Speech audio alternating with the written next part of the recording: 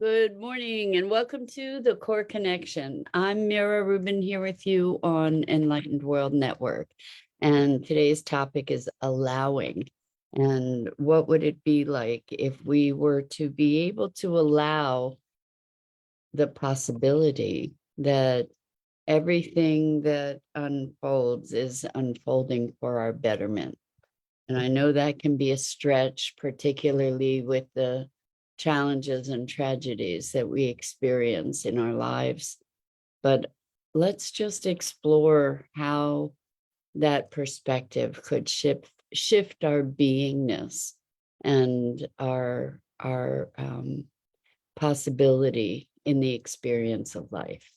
But before we get started, let's say good morning to you, Rosalind, and to everybody else who's joining us. Welcome, welcome, welcome. And let's just take a minute or two to get present. Let's take a deep breath in through your nose and hold it.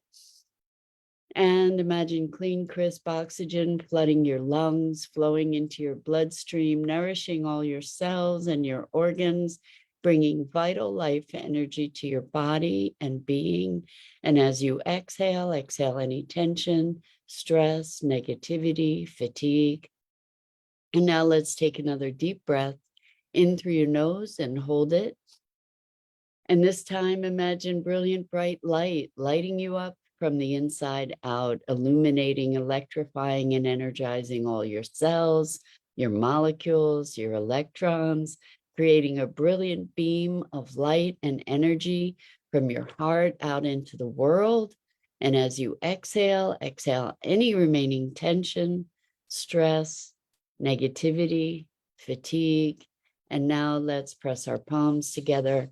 Vigorously rub your hands together to feel the pressure, the tension, the motion, the sensation, the heat, and the tickling and tingling when you stop.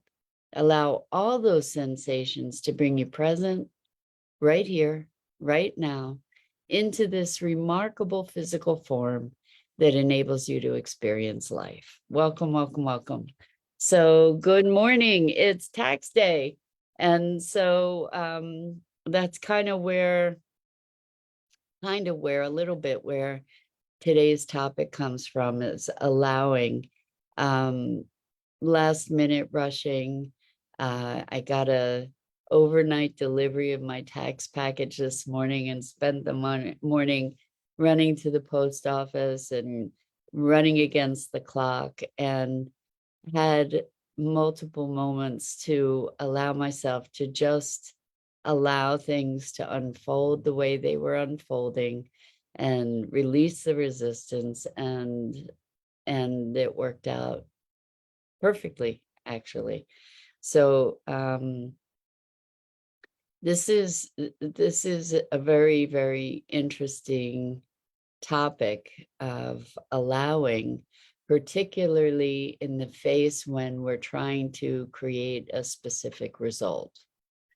And we often fight against the obstacles or the perceived obstacles, whether it's through rushing or just fighting, creating. When we fight, we create opposition.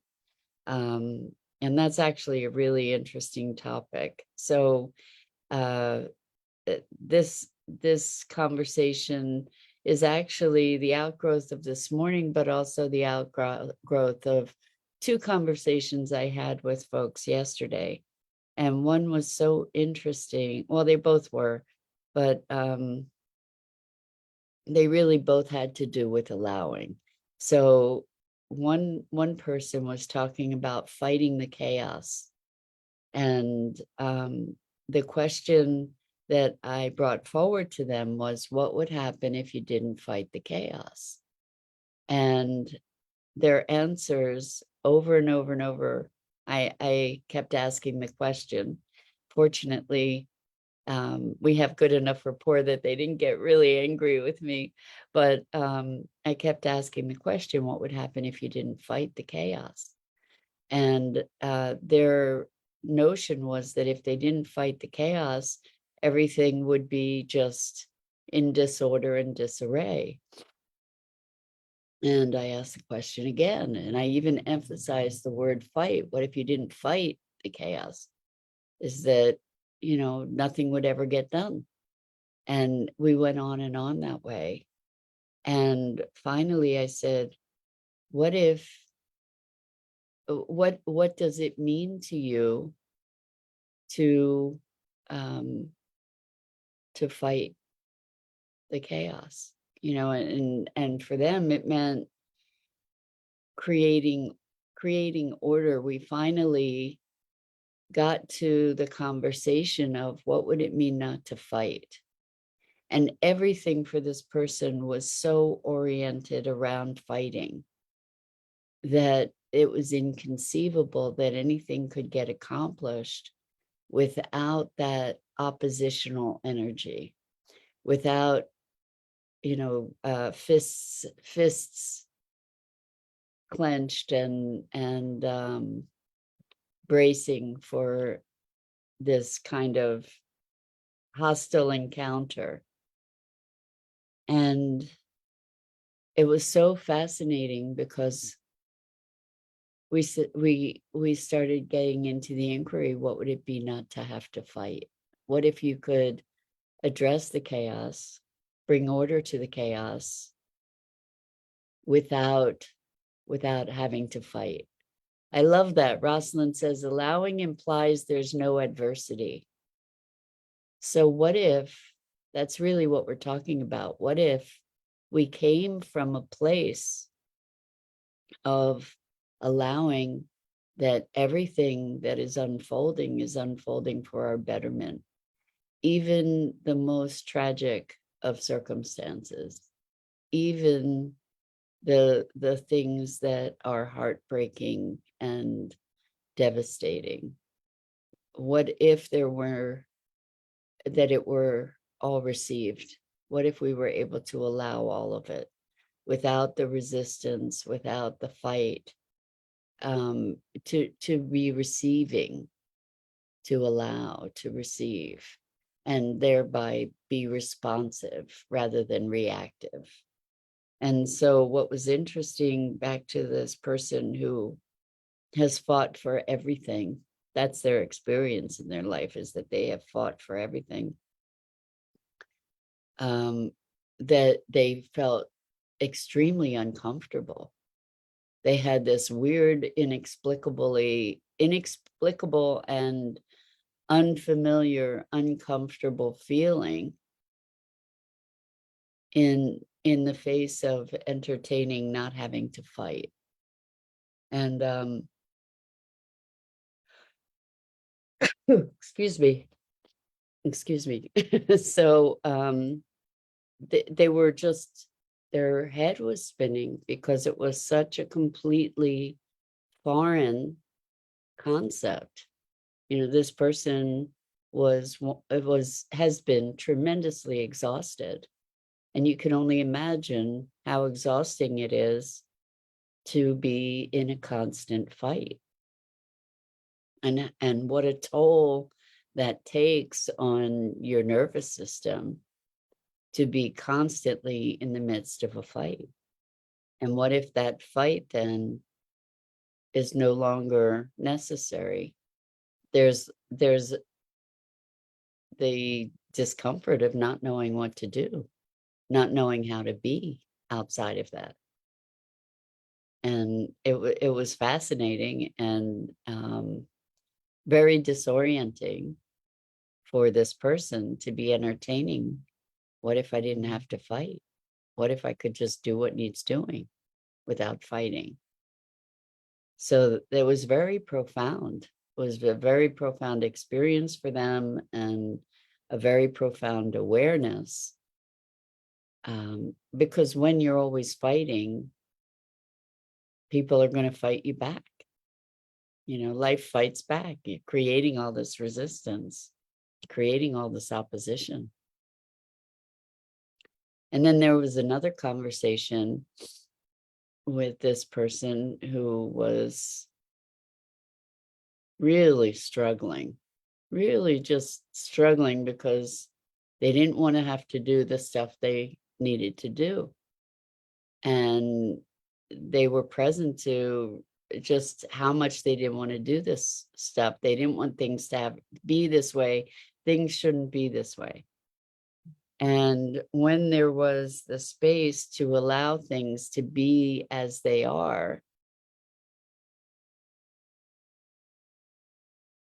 it created a dramatic opening for them.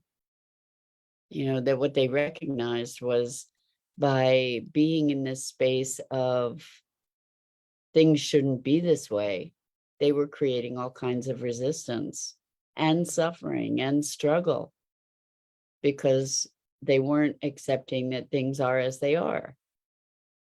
So they were fighting the way that things are rather than allowing things to be as they are and being able to respond accordingly. Good morning, Bernadette. Welcome. So good to have you here with us. We're talking about allowing,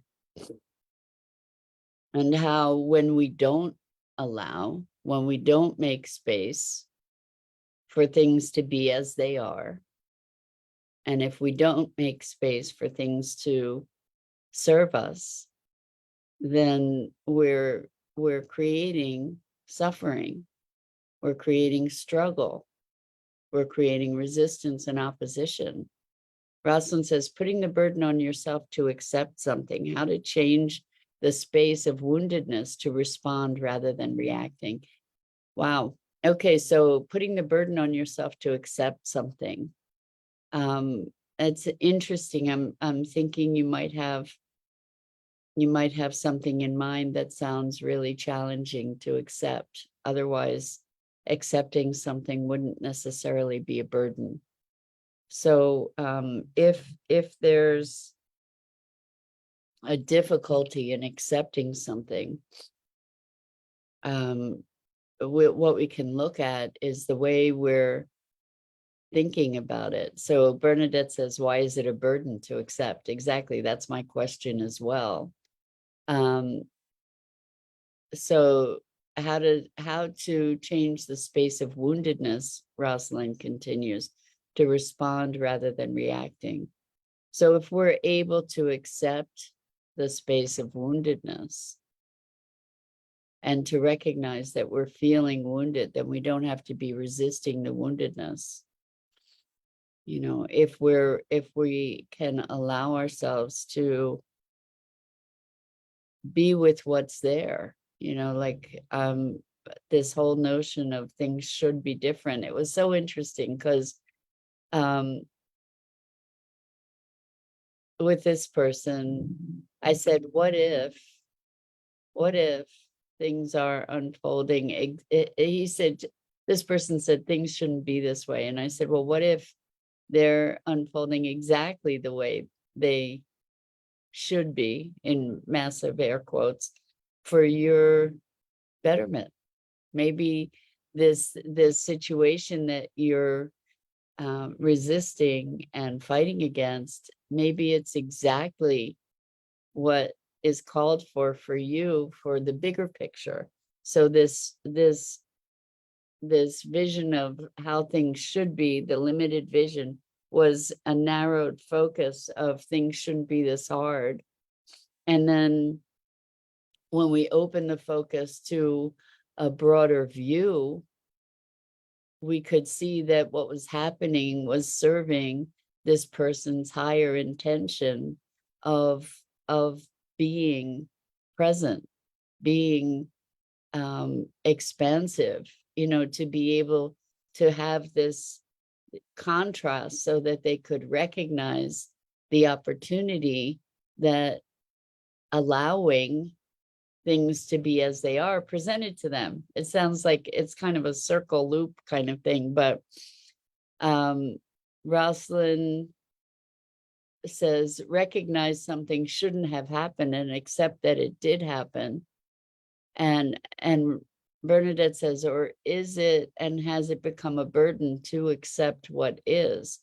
So if it's a burden to accept what is, maybe we're not actually accepting it. because what is. Acceptance is allowing what is to be.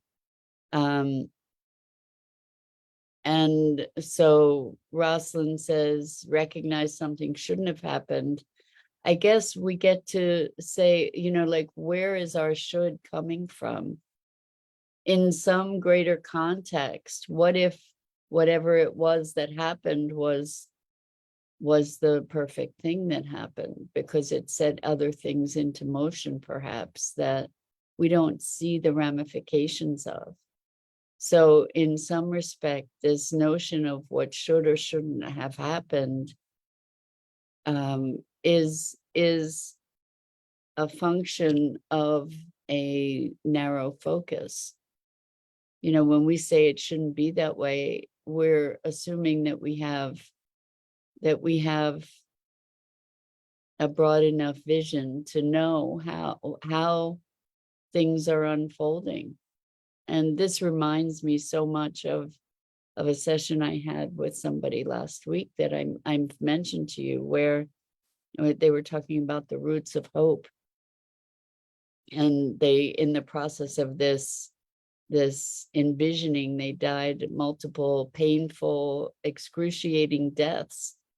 And yet they were able in this session to recognize that those deaths, those lives, served as a fertile soil for the potential of these roots to grow into and ultimately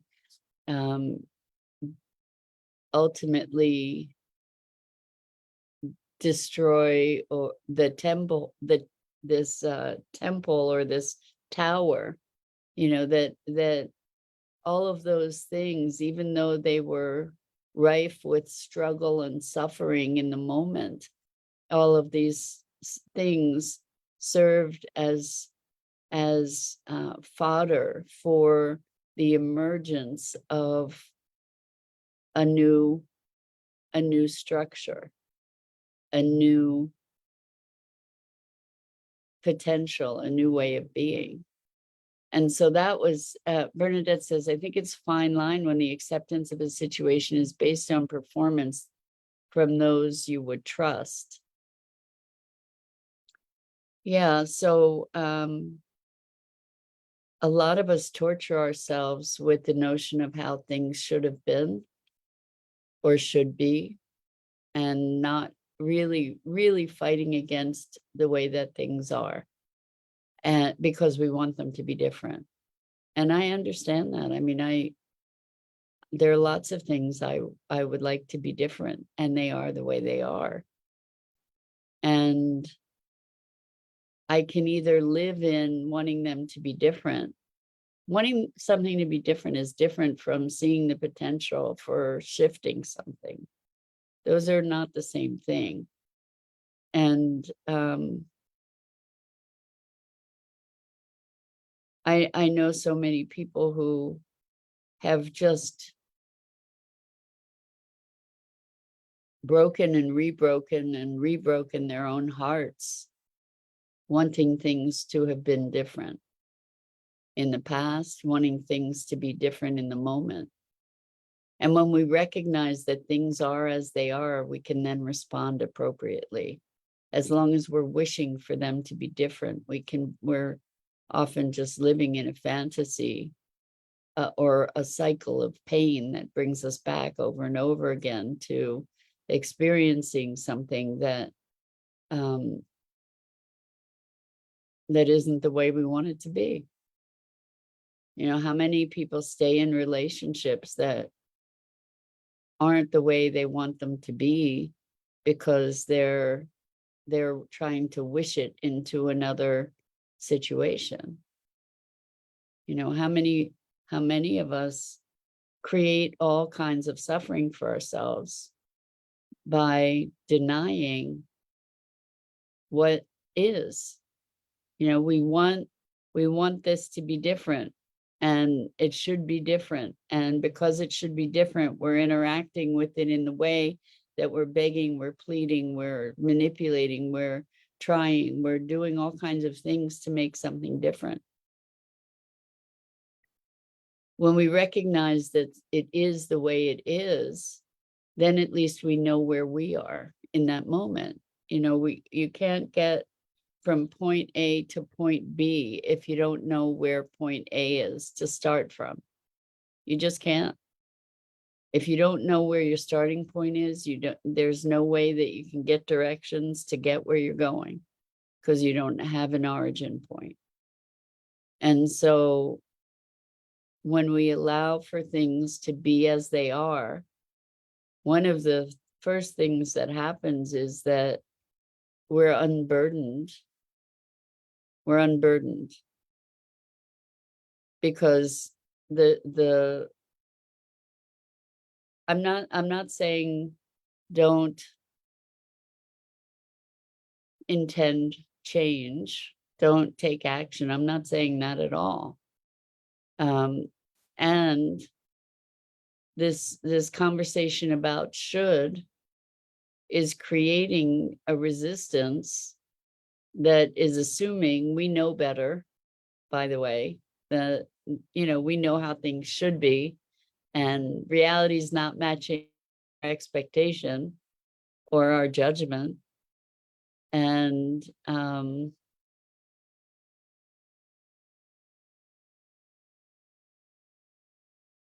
railing against the way things should or shouldn't be isn't going to give us an insight into how to transform those things, right? If we can allow that things are as they are, perhaps that gives us the latitude to see more deeply into the dynamics of what's occurring in a way that we couldn't see if we're so busy stuck in it should be different, because the should be different is just resisting what's there. When we allow for what's there, then we can see with greater clarity. We are seeing with greater clarity because we're not obscuring things by our own lens and judgment. It is how it is. Now that you see that it is how it is, now what presents itself as an opportunity for action or interaction that might not have otherwise been visible.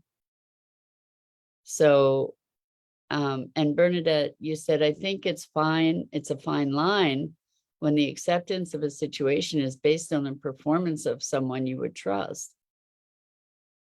Your acceptance isn't based on anything but your acceptance.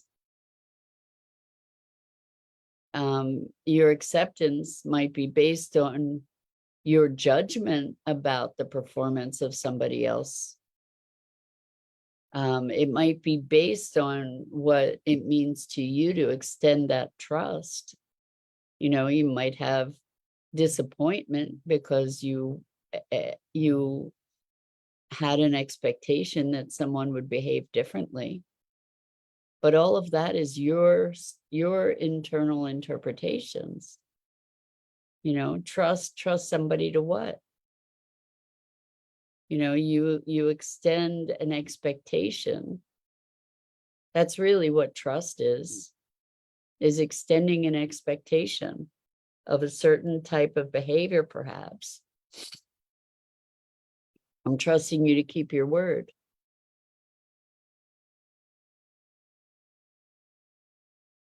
So I'm extending an expectation that you're going to keep your word, for example, right? And if I allow that, you promised something and then you didn't keep your word, then I can create the space to recognize that you said this and then you did that. And there's an inconsistency, there's an incongruity. And I can allow that that's what happened. So therefore, I can adjust my expectations going forward accordingly, right? What I see a lot of people doing is keeping the expectation despite reality over and over again.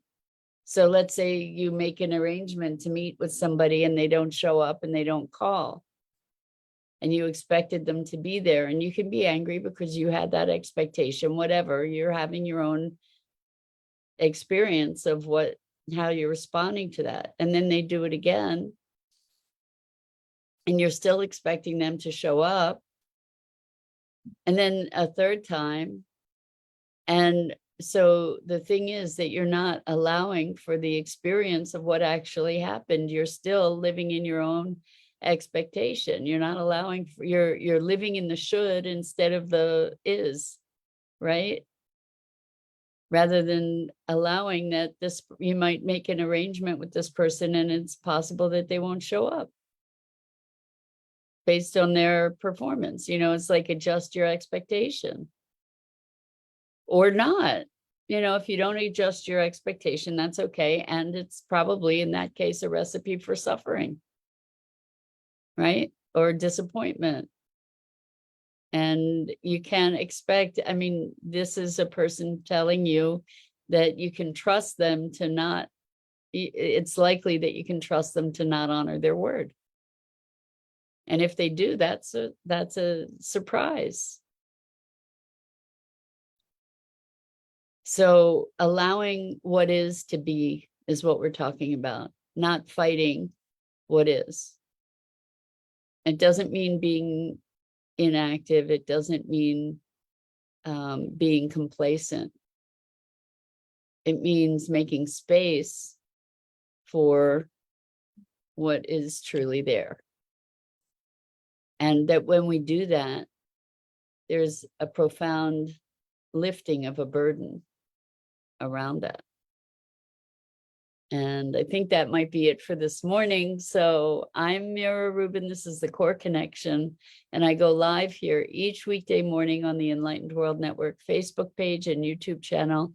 And I invite you to check out the other awesome programming on Enlightened World Network and Enlightened World Living.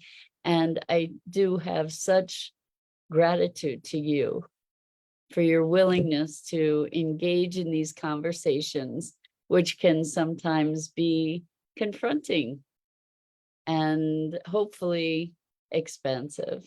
So with so much love to you, until next time.